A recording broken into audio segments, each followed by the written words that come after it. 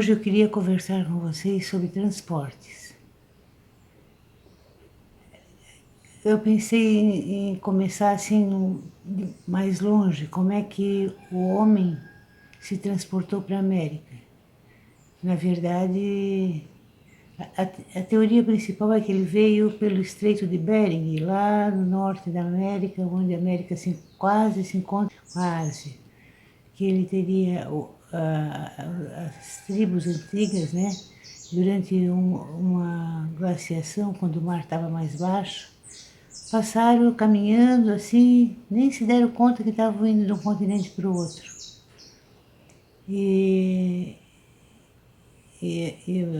quando houve o degelo daquela glaciação e o mar subiu de novo e o estreito ficou separado da Ásia de novo, eles já estavam para o lado de cá e foram se espalhando pela América. Né? Quando eu digo homem, eu quero dizer homem, mulheres, crianças e outros seres como seus animais e etc. Né?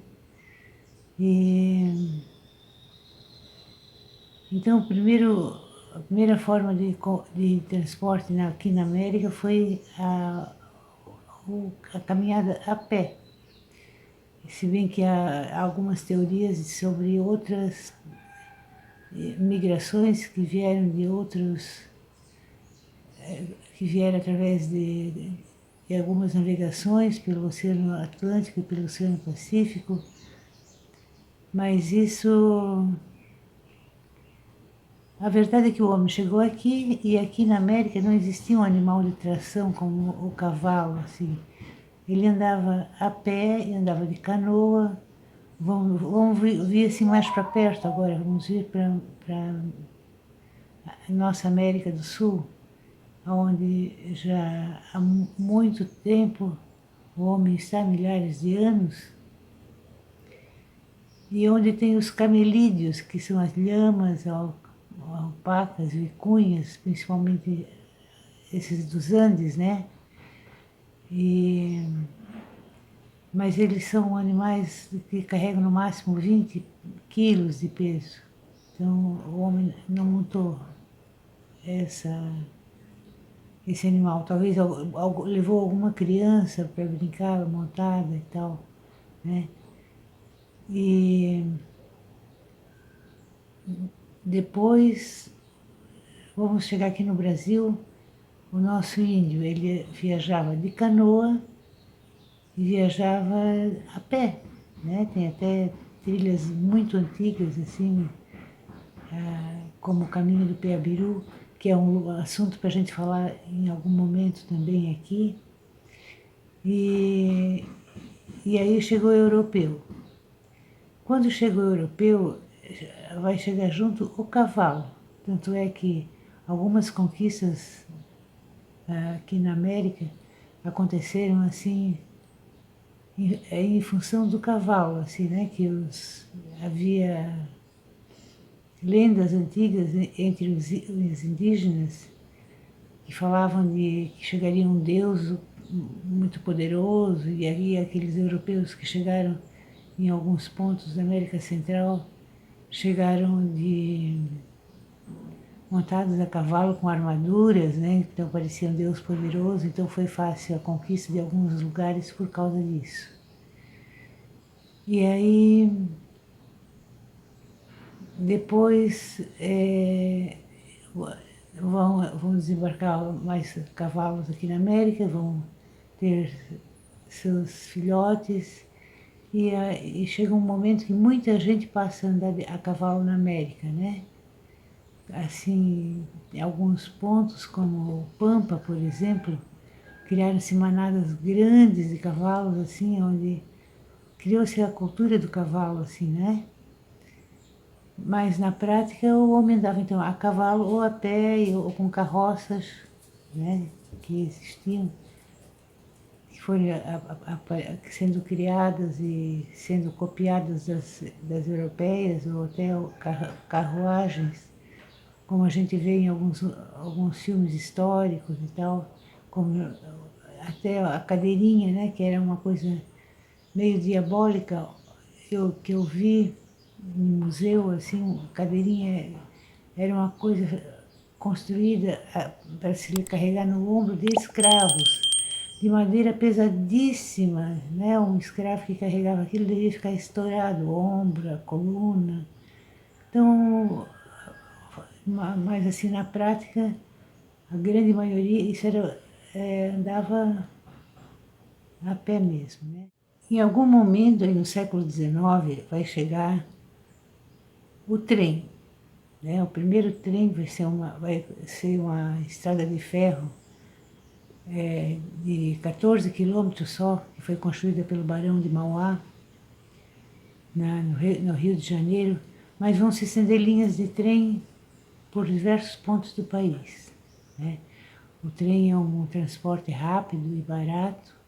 Até onde eu morava, no Vale do Itajaí, quando eu era criança, havia trem, né? A gente ia na casa da avó de trem, e havia pessoas que iam para a praia de trem, mas sempre há os interesses econômicos que são muito fortes, né? Então aí na década de 60, ah, os Estados Unidos põem fábricas de caminhão no Brasil. E essas fábricas de caminhão vão tirar o lugar do trem e paulatinamente as estradas de ferro vão morrendo. E hoje temos um país onde se transporta tudo de caminhão, né?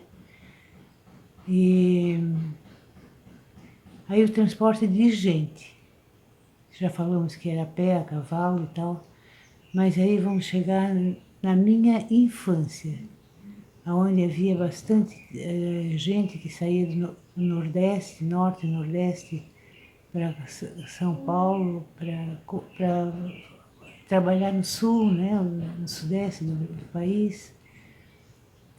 E nesse tempo, isso é décadas de 50, 60, as pessoas viajavam de pau de arara. Pau de arara era um caminhão onde botavam uma porção de tábuas assim, atravessadas e uma lona por cima, e enchia de gente, muita gente mesmo, e eles tocavam, assim, eu tenho como exemplo que do tempo e de tudo, a família do presidente Lula veio de Pernambuco para São Paulo, num pau de arara que demorou 13 dias e 13 noites para chegar.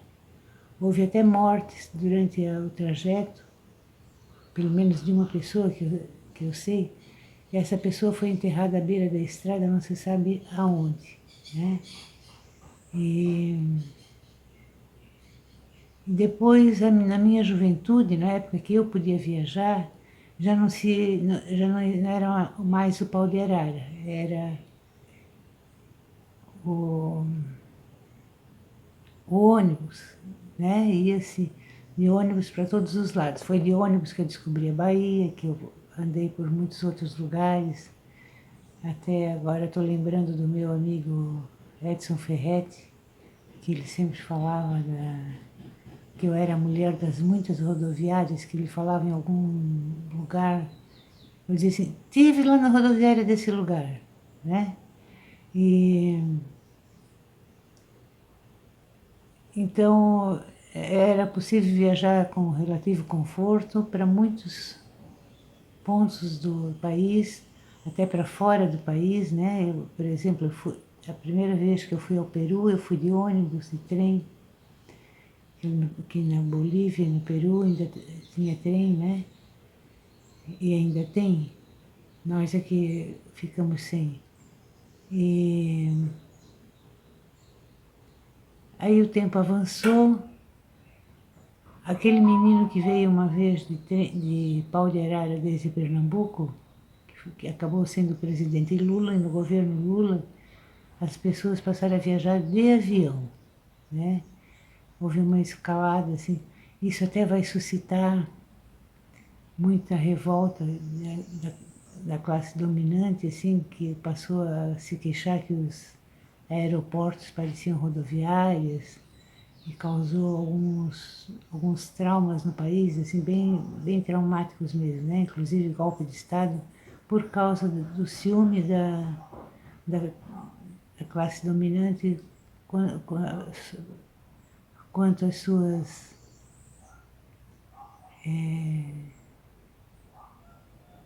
seus privilégios, né?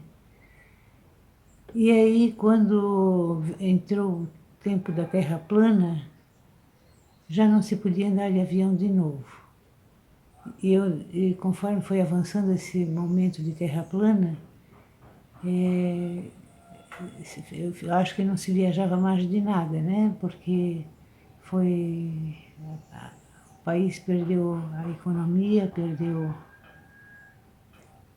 a capacidade de crescer, de ter as pessoas empregadas.